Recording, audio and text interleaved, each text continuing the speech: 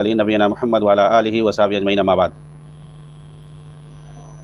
मोहतरम सामीन किराम, शरह सुन्ना जो कि इमाम बरबारी रहमुल्लाह की किताब है अक़ीदे और मनहज पर, जिसके अंदर आपने अक़ीदे और मनहज के ताल्लुक़ से तमाम बातों को इकट्ठा कर दिया है, कलमबंद कर दिया है, और जिसकी तशरीह और शरह शेख रबी अल मदखली रहमहुल्लाह ने किया है औनुल बारी के नाम से। पिछले दर्स के अंदर आपके सामने जो कुछ बात रखी गई थी हुक्मरानों के ताल्लुक़ से कि मुसलमानों का क्या मौक़िफ़ होना चाहिए, और मौजूदा दौर में इख़वानियों और तहरीकियों और राफ़ज़ियों ने कैसा जो है हुक्मरान और रियाया के दरमियान तूफ़ान बदतमीज़ी मचा के रखा हुआ है। क्या सही मौक़िफ़ होना चाहिए, क्या नहीं होना चाहिए, किसी को जल्दी पता नहीं चलता है।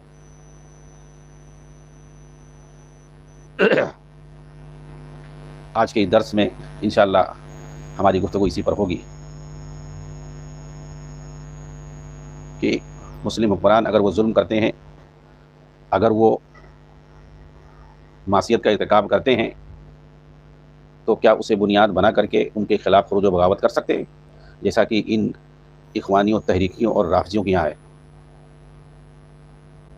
जी हाँ, ये मौजूदा दौर के सबसे ख़तरनाक ये खारजी हैं।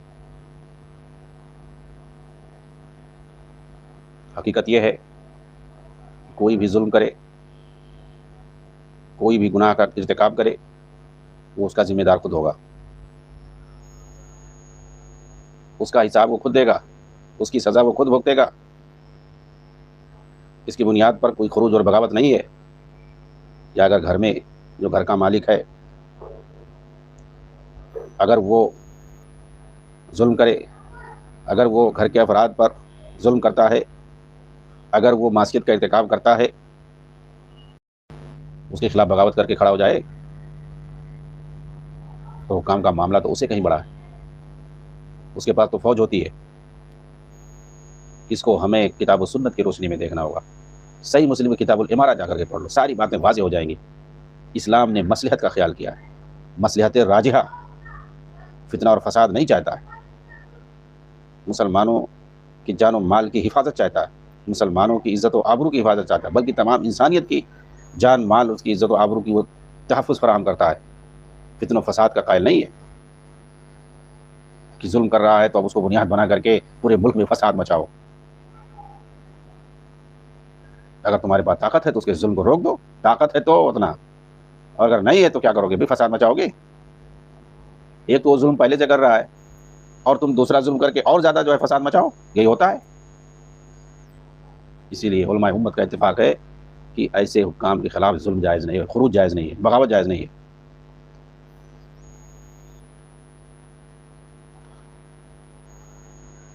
और ना ही उसके साथ जुमा, जमात और हज को तर्क करना जायज़। जी हाँ, ये ख़वारिज ये सब भी नहीं मानते। चुनांचे इन खारजियों का सरगना सैयद कुतुब,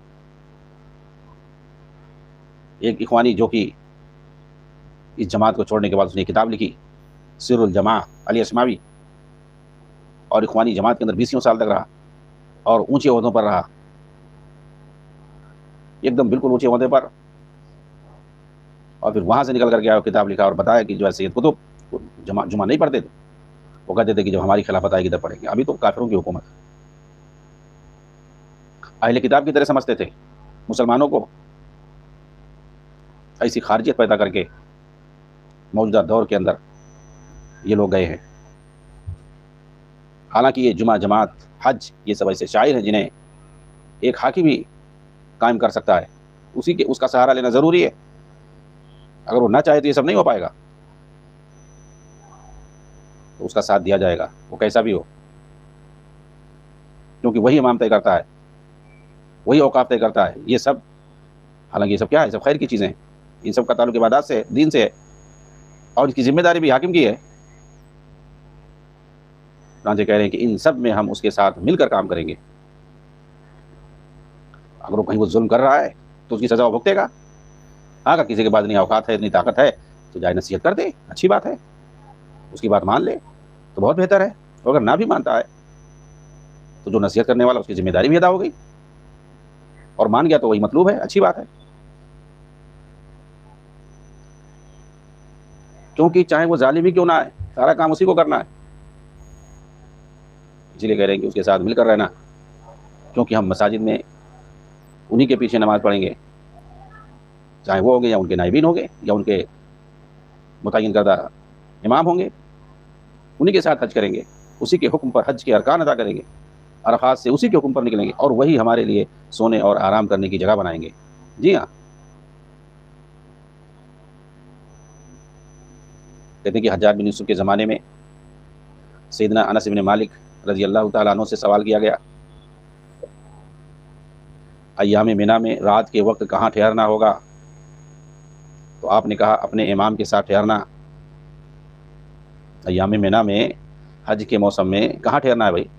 تو حضرت انس نے کہا کہ اپنے امام کے ساتھ، جہاں تمہارا امام ہے وہیں رہو۔ تو انہوں نے کہا کہ اس وقت تو ہمارا امام حجاج بن یوسف ہے، تو کہا اسی کے ساتھ رہو۔ کہنے کا مطلب یہ ہے جو بڑا سخت انسان ہے، بڑا ظلم کرتا ہے، وہ خارجیوں پہ ظلم کرتا تھا، کوفیوں پہ ظلم کرتا تھا، جو لوگ فتنہ اور فساد مچاتے تھے اور بنی امیہ کی حکومت کو اکھاڑ پھینکنا چاہتے تھے۔ ظاہر سی بات ہے، کوئی بھی حکومت ہوگی، باغیوں کو کوئی تھوڑی بخشے گا۔ لیکن یہ لوگ کیا کرتے تھے؟ وہ سوال اس لیے کرتے تھے کہ وہ حجاج کی مخالفت کرنا چاہتا تھا، اسی لیے آپ نے اس سے کہا کہ اپنے امیر کے ساتھ ٹھہرنا۔ وہ جانتے تھے حضرت انس بن مالک رضی اللہ عنہ یہ مخالفت کرنا چاہتا ہے، حجاج بن یوسف کو ظالم دکھا کر کے اس کی مخالفت کرنا چاہتا ہے۔ آپ نے کہا وہیں رہو جہاں تمہارا امام ہے۔ آپ جانتے تھے حجاج بن یوسف کے بارے میں، اچھی طرح جانتے تھے کہ یہ سخت گیر حاکم ہے، پھر بھی آپ کہتے تھے اسی کے ساتھ رہو۔ وہ اگر سختی کر رہا ہے، اسے اگر ظلم ہو رہا ہے، اس کا حساب دے گا وہ۔ یہ انس بن مالک رضی اللہ تعالیٰ عنہ کے صحابی ہیں، یہ تھوڑی کہا کہ جو ہے آج کے اخوانیوں کی طرح سے کہ جاؤ احتجاج کرو، دھرنا دو۔ آج کے لیے تو احتجاجی پارٹی بنی ہوئی ہے۔ جی ہاں، انس رضی اللہ تعالیٰ عنہ کون تھے؟ صحابہ میں سے تھے۔ اور اگر آج کوئی ہوتا تو اس طرح کوئی فتویٰ دیتا تو اخوانی کیا بولتے؟ ارے یہ اس کی چاپلوسی کر رہے ہیں، یعنی اس کے ساتھ جاؤ رہو، اس کے پیچھے نماز پڑھو، اسی سے چپک کر کے رہو، اس کی چاپلوسی کر رہے ہیں، یہ کہتے۔ حالانکہ یہ مسلمانوں کے لیے خیر خواہی ہے، نصیحت ہے، فتنوں کے دروازوں کو بند کرنے کا ایک بہت بڑا ذریعہ یہ۔ جی ہاں، تو جو کتاب و سنت کو صحیح سے سمجھتا ہے، جو حقیقی مومن ہے، اہل توحید ہے، جو سنت کو صحیح سے جانتا ہے، نبی صلی اللہ علیہ وسلم نے کیا فرمایا، ہر فتنے کے موقع پر آپ دیکھو گے یہ لوگ ایکسپوز ہو جاتے ہیں، آپے سے باہر ہو جاتے ہیں، جذباتیت میں سب کو اپنا جو ہے باپ بنا لیتے ہیں، چاہے وہ صلیبی ہو، وہ کچھ بھی ہو، ملحد ہو، سب کو یہ اپنا باپ بنائے پھرتے ہیں۔ ان کو پتہ ہی نہیں ہوتا ہے جس کے پیچھے کیا ایجنڈا ہے، اس کے پیچھے کیا چیز کار فرما ہے، ایسا کیوں کیا جا رہا ہے۔ اچھا بعد میں جب ہوش آتا تو کہتے ہیں کہ ارے ہم تو اس وقت نہیں سمجھ پائے، اس وقت ہم نے تو بڑی گالیاں نکالی، بعد میں پتہ چلا کہ یہی لوگ بہت اچھے تھے، یہ لوگ جو بتاتے تھے وہی بات صحیح تھی۔ حزب اللہ کو کہتے تھے حزب الشیطان ہے، تو حقیقت میں حزب الشیطان ہے، ہم لوگ ان کو مجاہد سمجھ رہے تھے۔ داعش کو سب سے پہلے انہیں سلفیوں نے جو ہے نکارا ہے، سعودی کے سلفیوں نے سب سے پہلے نکارا، اور ان کی مذمت کی، ان کو دہشت گرد کہا سب سے پہلے۔ ان اخوانیوں کے کان کھڑے ہو گئے، ارے جو ہے یہ لوگ خلافت قائم کر رہے ہیں، ان کو یہ لوگ دہشت گرد کہہ رہے ہیں، یہ خود دہشت گرد ہیں، ایسا ویسا۔ بعد میں ان کو سمجھ میں آیا ارے یہ تو جو ہے سلفیوں نے جو دہشت گرد کہا تھا یہ تو صحیح ہے، یہ تو امریکہ کے خود یہ تو ایجنٹ ہیں۔ حماسیوں کو سب سے پہلے جو ہے سلفیوں نے یہ بات کہی ہے، یہ خود جو ہے رافضیوں کے غلام ہیں، یہ فلسطینیوں کے دشمن ہیں، اسرائیل کے ساتھ مل کر کے صفایا کرنا چاہتے ہیں، ان کے ایجنڈے کو پورا کرنا چاہتے ہیں۔ اور ابھی بھی بہت سارے لوگ تو سمجھ گئے، اور ابھی بھی بہت سارے کھچر قسم کے لوگ پڑے ہوئے ہیں، اور خود اہل حدیثوں کے اندر بھی، سلفیوں کے اندر بھی گھسے پڑے ہیں، اور ان رافضیوں کی اور ان اخونجیوں کی جو ہے حمالی کر رہے ہیں۔ ان کو ابھی سمجھ میں نہیں آ رہا، ان کے ذہن میں، دماغ میں ابھی بھی گوبر جو ہے بھرا ہوا ہے، ابھی تک ان کو سمجھ میں نہیں آیا۔ وہ بھی سمجھ میں آئے گا، کہیں گے ایک دن کہ ان سلفیوں نے جو بات کہی تھی وہی حقیقت، ہم لوگ نہیں سمجھ پائے تھے۔ جی ہاں، یوسف قرضاوی جس کو سب سے بڑا اپنا جو ہے امام مانتے تھے موجودہ دور میں، اس بندے نے اعتراف کیا ہے، جو ہر وقت جو ہے قتل کا فتویٰ دیتا پھرتا تھا اور کہتا تھا کہ جی ہاں میں فتنوں کا سردار ہوں، جس کو اچھا لگے برا لگے، لوگ کہتے ہیں کہ میں فتنہ پرور ہوں، فتنوں کا سردار ہوں، جی ہاں میں سردار ہوں فتنوں کا، چیلنج مارتا تھا۔ ایران کی غلامی کرتے ہوئے کہتا تھا کہ ایران پر اگر کوئی حملہ ہو تو میں جا کر کے لڑوں گا ایران کے ساتھ، یہ رافضیوں کے ساتھ مل کر کے لڑنے والے، وہ ایران جس نے ہمیشہ جو ہے مسلمانوں کا قتل کیا، ایک طرف سے خون بہایا ہے. تو وہی کہہ رہے ہیں حضرت انس رضی اللہ تعالیٰ عنہ کا جو فتویٰ ہے، وہی فتویٰ آج بھی سلفی وہی دیں گے فتویٰ جو سلفی علماء ہیں. یہ کیا کہتے ہیں؟ ارے یہ تو حکمرانوں کی چاپلوسی کرتے ہیں. صحابی کو کیا کہو گے؟ 10 سال تک خدمت کی اللہ کے رسول کی، انس بن مالک رضی اللہ تعالیٰ عنہ نے، جنہوں نے کہا کہ حجاج بن یوسف تمہارا امام ہے، اسی کے ساتھ جاؤ، اسی کے پیچھے نماز پڑھو، وہیں پہ رہو. کہتے ہیں کہ ایسے ہی کچھ خارجی قسم کے لوگ حجاج بن یوسف کی شکایت لے کر کے حسن بصری کے پاس گئے اور کہا، تو اس کے بعد جب شکایت کی ہے وہ ایسا ظلم کر رہا ہے، یہ ہے وہ ہے، ہم لوگ خروج کرنا چاہتے ہیں، بغاوت کرنا چاہتے ہیں. ٹھیک ہے بھائی. تو حسن بصری نے پوچھا کیا اس نے تم لوگوں کو کبھی نماز پڑھنے سے روکا؟ کہا نہیں. اچھا میں بتا دوں آپ کو، اس طرح کی بات جو حسن بصری نے کہا تھا نا ان خارجیوں سے، وہی خارجیوں والی بات آج بھی کوئی دوسرا نہیں، اسرار جیسے سرگنے لوگ بولتے ہیں ان کے، اسرار ڈاکٹر اسرار، کہ آج کے حکمران آپ کو نماز پڑھنے سے نہیں روکیں گے. نماز پڑھو جتنا پڑھنا ہو، تسبیح لے کے ہاتھ میں چلو جتنا چلنا ہو، روزہ رکھو، نماز پڑھو، کچھ بھی کرو، اس سے کوئی نہیں تم کو روکے گا. تم کو حکومت بنانے سے روکیں گے، تم کو خلافت قائم کرنے سے روکیں گے. ارے بھائی ایک آدمی جب حاکم ہے تو اپنی حکومت ہے، تم کو حکومت بنانے دے گا؟ یہ کہاں لکھا ہوا ہے؟ بالکل وہی خوارج والی بات یہ لوگ بولتے ہیں. اچھا ٹھیک ہے نہیں بنانے دے گا حکومت، تو ہمیں جو ہے حکومت بنانے کا حکم ہے. کون سے نبی آئے تھے بھائی حکومت قائم کرنے کے لیے کہ چلو حکومت قائم کرو؟ تو علماء جو ہیں وہ انبیاء ہی کے تو وارث ہیں. دین کا پرچار کرنا ہے، دین کی تبلیغ کرنا ہے، کہا دین کی تبلیغ کرو، تبلیغ کر رہے ہیں لوگ، اسے تو کوئی نہیں روکتا ہے. نماز کہیں بھی پڑھو، کوئی نہیں روکتا ہے، روزہ کہیں بھی رکھو. ارے بھائی جب تم کو نماز روزہ سے نہیں روکتا، تم کو پریشانی کیا ہے؟ جی ہاں پریشانی ان کو ہے کہ اس ملک کے اندر امن و امان ہے، فساد نہیں ہے. فساد برپا کرو، قرآنوں سے ٹکراؤ، قتل و خونریزی ہو، تباہ ہو، 10-20 لاکھ لوگ مارے جائیں، 25-50 لوگ بے گھر ہوں، امن و امان غارت ہو. جی ہاں ہر جگہ تباہی ہو، عزت و آبرو جائے، پڑھائی لکھائی برباد ہو، ساری باتیں ٹھپ پڑ جائیں، دعوت کا کام ختم ہو جائے. یہ جب ہوگا نا تب یہ لوگ کہیں گے ہاں اب یہاں جہاد ہو رہا ہے، یہاں سب کام ہو رہا ہے دین کا. اتنے بڑے جو ہے احباب قسم کے لوگ موجودہ زمانے میں پیدا ہو گئے ہیں. جی ہاں. اور ایک ملک اگر وہاں پر ٹھیک ہے نظام حکمرانی کیسی بھی چھوڑو اس کی، لیکن وہاں دین کا سارا کام ہو رہا ہے. مثال کے طور پہ وہاں مسجدیں قائم ہیں، مسجدوں میں نمازیں ہو رہی ہیں، وہاں جو ہے قرآن و سنت کا درس ہو رہا ہے اور دین کی دعوت اور تبلیغ ہو رہی ہے، لوگ اسلام لا رہے ہیں، سارا کام اگر ہو رہا ہے تو ان کو پسند نہیں ہے، اس کو اور حقارت کی نظر سے دیکھتے ہیں یہ لوگ. جی ہاں نظام سدھارو، نظام سدھارو، نظام جو سدھارو یہ لوگ بولتے ہیں نا، اس کا مطلب ہے فساد لاؤ، کیونکہ انہیں امن اور امان پسند نہیں ہے. اور ان کے یہاں جو نماز روزہ دین کی دعوت اور تبلیغ ہو رہی ہے قرآن اور حدیث کی، وہ تو ان کے یہاں دین ہی نہیں ہے. ان کے یہاں دین کیا ہے؟ نظام قائم کرو، یہی دین ہے، یہی لوگ بتاتے ہیں. تو یہ ان فسادیوں کیسے جو ہے اس وقت کے جو خوارج جو تھے نا بالکل سیم ایسی باتیں بولتے تھے. یوسف قرضاوی ابھی بھی جو آپ ویڈیو دیکھ سکتے ہیں، ہم کب تک صبر کریں؟ لوگ کہتے ہیں صبر کرو. ارے بھائی اللہ کے نبی نے کہا ہے صبر کرو، کوئی دوسرا تھوڑی کہہ رہا ہے. کہیں کب تک صبر کریں؟ 10 سال 20 سال 30 سال 40 سال ہم نے صبر کیا، کب تک صبر کریں؟ ارے مارو قتل کرو، ایک طرف سے سارا خون ہمارے ذمہ، ایسے بندہ بول رہا ہے. یہ کیا ہے؟ یہ جوش میں آ کر کے خوارج کا سرگنا کیا بول رہا ہے؟ قتل کرو، مارو، خون کی ذمہ میں لیتا ہوں، قتل کی ذمہ داری میں لیتا ہوں. لیبیا میں جب تباہی یہ لوگ پھیلا رکھے تھے، صلیبی ناٹو فوج جو اوپر سے ان کو فضائی طور پر ان کو جو ہے ان اخوانیوں کو وہ جو ہے تحفظ دے رہا تھا، صلیبی ناٹو. بتائیے کتنا ہمدرد ہو گیا بھائی صلیبی. یہ عیسائی جو ہیں ان کی جو فوج 28 ملکوں کی ناٹو، صرف مسلمانوں کو قتل کرنے والی فوج، اتنا زیادہ ہمدرد ہو گئی ہے، ان کو جو ہے تحفظ دے رہی ہے، انہی کے ہاتھوں انہی کے ملک کو برباد کرنے کے لیے تحفظ دے رہا ہے وہ، کہ تم نیچے جتنا قتل و خونریزی مچاؤ. یہ بندہ فتویٰ بھی دے رہا ہے کہ مارو قتل کرو، اس کا خون کا بدلہ ہمارے ذمہ ہے، ہم جو ہے اس کا بدلہ چکائیں. کتنے لوگوں کا بدلہ چکائے گا بھائی؟ خود ذمہ داری لے رہا ہے. تو یہ جو ہے سرگنے ان کو جوش میں ہوش کھو دیتے ہیں. جی ہاں اس طرح سے تکفیری ہوتے ہیں، قاتل ان کی ذہنیت ہوتی ہے. تو بندہ کہہ رہا ہے کب تک صبر کریں، کب تک؟ ارے حدیث پڑھو گے تب سمجھ میں آئے گا نا. صحیح مسلم جا کر پڑھو کتاب الامارہ. صحابہ کرام نے جب سوال کیا کہ اللہ کے رسول نے جب فرمایا کہ ظالم حکمران پیدا ہوں گے تو کہا کہ ہم اس وقت کیا کریں، ان کا مقابلہ کریں؟ تو کہا نہیں صبر کرو، یہاں تک کہ حتی تلقونی علی الحوض، جب انہوں نے کہا کہ اللہ کے رسول ہم کب تک صبر کریں، تو اللہ کے رسول نے کہا جب تک کہ حوض پر ہم سے ملاقات نہ کر لو، نہیں مرتے دم تک۔ حدیث میں سب موجود ہے۔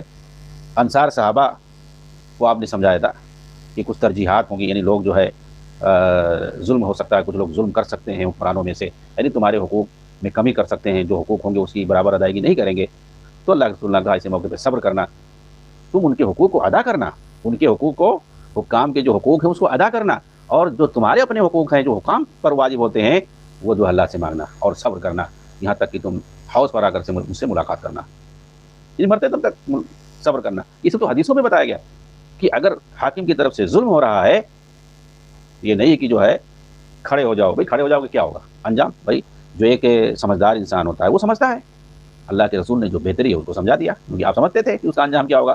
ایک آدمی اگر اکڑ کے کھڑا ہو گیا وہ کہے گا ہم نہیں برداشت کریں گے ایسے، تو کیا ہے، وہ بھی جائے گا جان سے اور اپنے پیچھے بہتوں کو لے جائے گا، یہ ہوگا۔ اسی لیے بھائی اللہ کے رسول نے کہا صبر کرنے کے لیے۔ تو یہ جو چند لوگ آئے نا، خوارج جب آئے حسن بصری سے کہا کہ حجاج سے بڑا ظلم کر رہا ہے، ایسا ویسا، ہم لوگ جو ہے بغاوت کرنا چاہتے ہیں، تو حضرت حسن بصری رحمہ اللہ نے ان سے پوچھا کیا تم لوگوں کو نماز پڑھنے سے اس نے کبھی روکا؟ تو کہا نہیں۔ کہا زکوٰۃ دینے سے روکا؟ کہا نہیں۔ کہا کسی بھی دینی کام سے تم کو منع کیا؟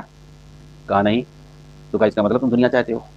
جب تمہیں کسی دینی کام سے اس نے نہیں روکا ہے، اس کا مطلب جو ہے تم دنیا کے لیے لڑنا چاہتے ہو، دینار و درہم کے لیے لڑنا چاہتے ہو، کیونکہ اس نے ممکن ہے جب دین سے نہیں اس نے منع کیا، دین سے وہ نہیں روک رہا ہے تمہیں، دینی معاملات میں تمہارے جو ہے وہ کوئی رکھنا اور روڑا نہیں ڈال رہا ہے، اس کا مطلب ہے کہ دنیاوی معاملات میں تمہارا کوئی لفڑا ہوگا۔ جی ہاں، کسی کو وظیفہ نہیں دیا ہوگا، کسی کا مال چھین لیا ہوگا، ہو سکتا ہے کسی کو ستایا ہو، کسی کو مارا ہو، یعنی تمہارا جو لفڑا ہے وہ دنیاوی معاملہ میں ہے، دین کے معاملے میں نہیں ہے۔ اس کا مطلب ہے کہ تم ان سے اگر لڑو گے اس سے تو تم جو ہے دنیا کی خاطر لڑو گے، آخرت کی خاطر نہیں لڑو گے۔ اس نے اگر تم لوگوں کو نماز، روزہ، ذکر الہی، تلاوت قرآن اور حصول علم وغیرہ سے نہیں روکا ہے تو پھر تم لوگ دنیا چھیننے کے لیے، اس سے دنیا کو حاصل کرنے کے لیے، یا دنیا کو چھیننے کی وجہ سے، یا تمہارے اندر دنیاوی اعتبار سے کچھ کمی ہو گئی اس لیے اس سے لڑائی کرنا چاہتے ہو۔ چنانچہ جب تم اپنے دین میں آزاد ہو، مساجد میں آزاد ہو، حج کرتے ہو، نماز پڑھتے ہو، بلکہ اسی کے پیچھے وہ خود جو حج کرنے کے لیے جاتا ہے اور حج کرواتا ہے اپنے ساتھ، وہ خود جو ہے مسجد میں امامت کرتا ہے، اس کے پیچھے تم نماز پڑھتے ہو، روزہ رکھتے ہو، زکوٰۃ دیتے ہو، تلاوت کرتے ہو، دین کا علم حاصل کرتے اور تعلیم دیتے ہو، وہ خود معلم تھا، اس کے باوجود آ کر ان معاملات میں بحث کرتے ہو، تو اس کا یہی مطلب ہے کہ تم کو دین پر غیرت نہیں ہے، بلکہ تم اپنے دنیاوی مقاصد کے حصول میں دین کا سہارا لے رہے ہو۔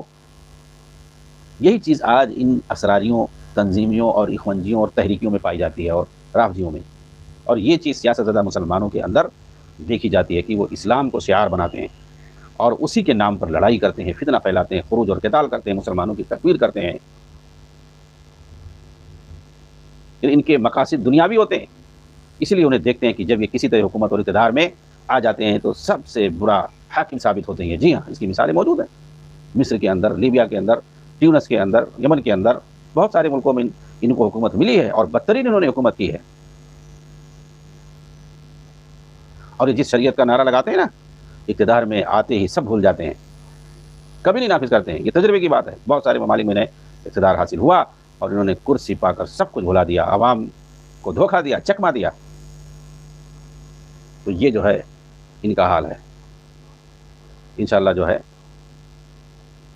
اس پر جو ہے مزید گفتگو آگے کی جائے گی، اسی پر میں اتفاق کرتا ہوں۔ وآخر دعوانا الحمدللہ رب العالمین، والسلام علیکم ورحمۃ اللہ وبرکاتہ۔